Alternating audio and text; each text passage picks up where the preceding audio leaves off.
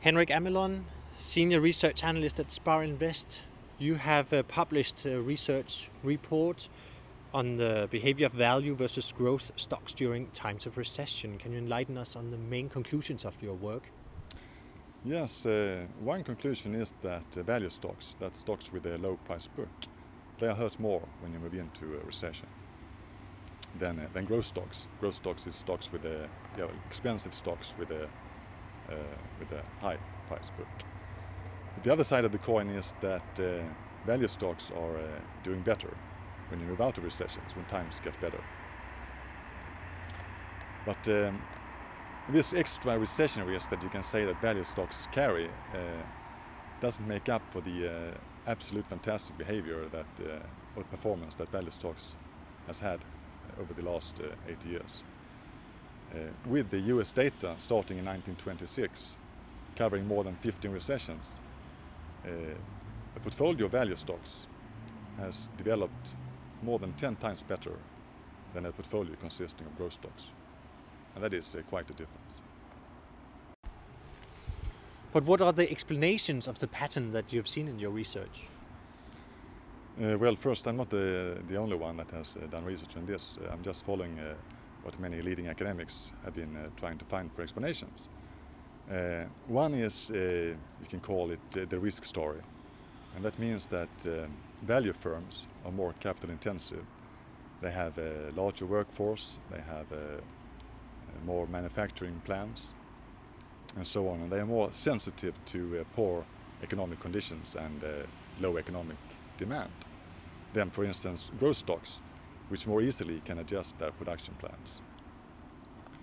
So that's the risk story, but it is difficult to find that as the only explanation of why value stocks are doing so well over the long run. And then many people, also I, look for an answer in behavioral finance or some more psychological effects. And the story goes more like that investors are attracted by popularity and by glamour, and they are then neglecting the less sexy and the boring value stocks. But in the end, it is these stocks that deliver, and when that reality hits the investor, they cannot longer neglect them, and hence they are priced them up. And so it is this systematic mispricing that occurs that is the explanation of the observed value premium. But whether the explanation is concerning risk or concerning psychological behavior, the effect is the same, that value stocks, they perform better on the way out of recession, is that right? Yeah, you can say that. You can say that, well, the risk story is exactly what you're saying. And the behavioral story is that in bad times, people get, this systematic mispricing becomes even bigger.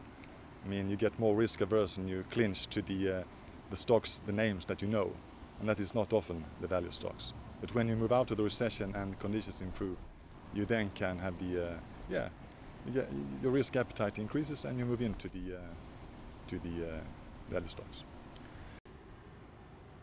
Compared to the previous recessions that you have looked into in your research, how does this recession look like? Well, I guess that each recession has its own characteristics.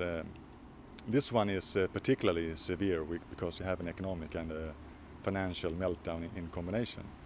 So if you want to go back and to find something that looks like this one, I think you have to go back to the Great Depression in the 30s. But having said that, times are not that bad today.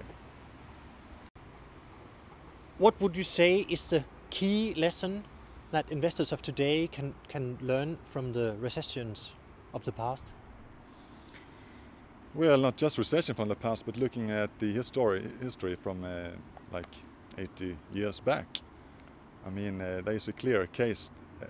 The empirical evidence suggests strongly that value stocks is a very good investment. And it is particularly good when you move out of recessions.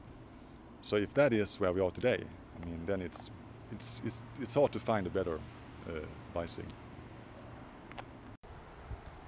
And if I want to read more about your work or look into your reports, where can I find the information? You can find it on the Sparinvest webpage. Thank you so much. Thank you.